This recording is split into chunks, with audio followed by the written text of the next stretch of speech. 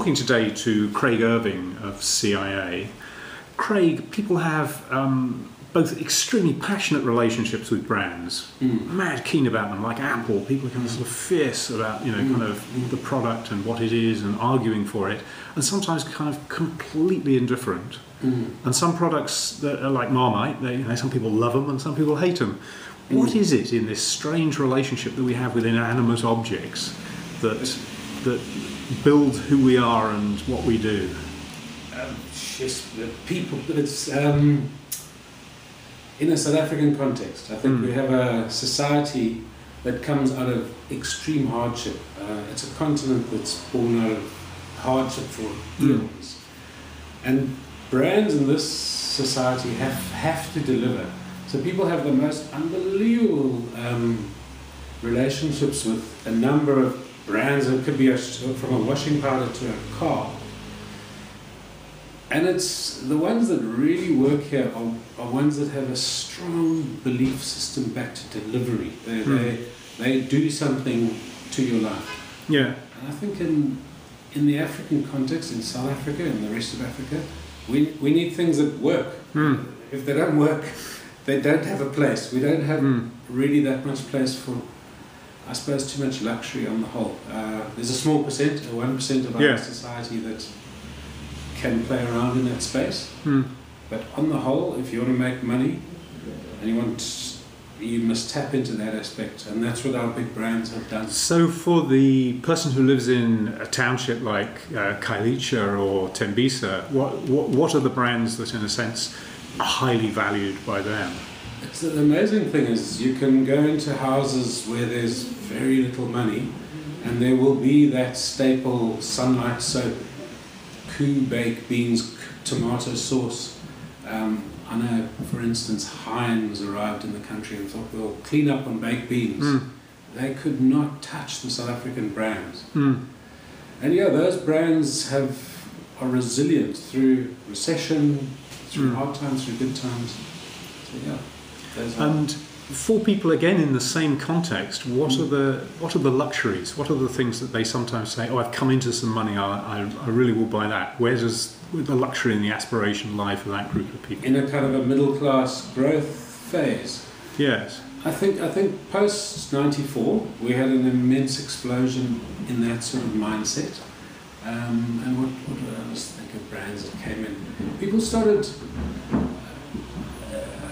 So those people don't have really that middle class crew. They have to stick within, stuff still has to work.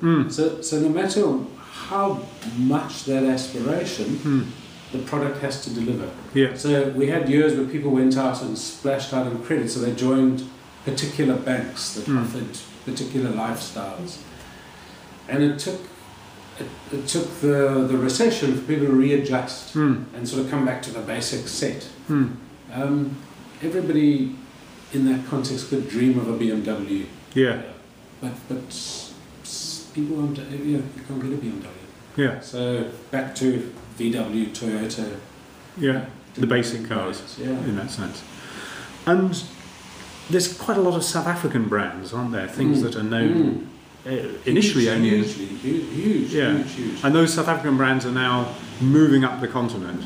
Yeah, remember, I think there's South African brands that are truly South African. So there's the ShopRites and the Spars. Yeah. And people consider Woolworths to be a very South African brand, for instance. And these are retail brands. Those are retail.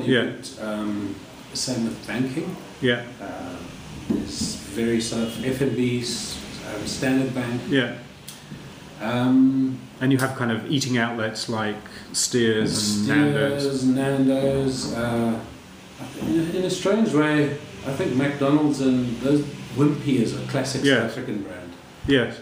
Really, really classic. It's a sort of strange thing, isn't it? Because both Wimpy and Woolworth really have kind of died in other parts of the world. They've found a birth here. Yeah. We're a middle of the road, middle class blue society at heart. And I think those brands just feed into that. So how well will those brands do outside of South Africa? Yeah, I think exceptionally well. Well, we see it. We work in 20 countries around Africa. Yeah. And those brands arrive and they do very, very well. They've actually been there for years. So Yes. people have been trading into Africa for the last 100 years anyway. So, Yes. so many of these companies don't realise, when you talk about FMCG goods, Yeah. that their brand, you take Ceres fruit juice. Yes. It's been, you can buy it in the back streets of Lagos, and Yeah. it's been possible for 10 years, 20 years. Yeah. So a lot of these brands have migrated out on their own, and Yeah. now the South African marketers can arrive and start to manage that process. Yeah. And because those brands are born out of this place that needs delivery, brands that are Yeah. born out of hardship, Yes. and sort of provide us, they provide some deep satisfaction in delivery, I suppose. Yes. And South Africans have created those brands, and they can export them. Yeah. And I think some of those examples you're talking about were Wimpies. Yeah. They've arrived here and they've like adjusted to the climate of this continent. Yes. And have weathered themselves, and now they can go and export themselves. Yeah. So South Africa has been this breeding ground of honing the edges of fancy brands or fluffy European brands, readjusting them. But in the South African context, you were talking about the baked beans, and obviously because they've been there for a long time, people have built a strong relationship with them. What is it, people have a strong relationship with Ceres fruit juice in Lagos? Yeah. Let me find a brand that has a deep connection. That really, really rocks. So I think Sunlight Soap is a lovely example. Yeah. Sunlight's probably, Unilever Sunlight is probably the most ubiquitous across the continent thing. Yes, and used at every level. Yeah, from the poorest person to the richest person, throughout that kind of, so you can go and find that Sunlight Soap in the top end to right down to the smallest shack. And I think it sort of glues our psyches together in a way.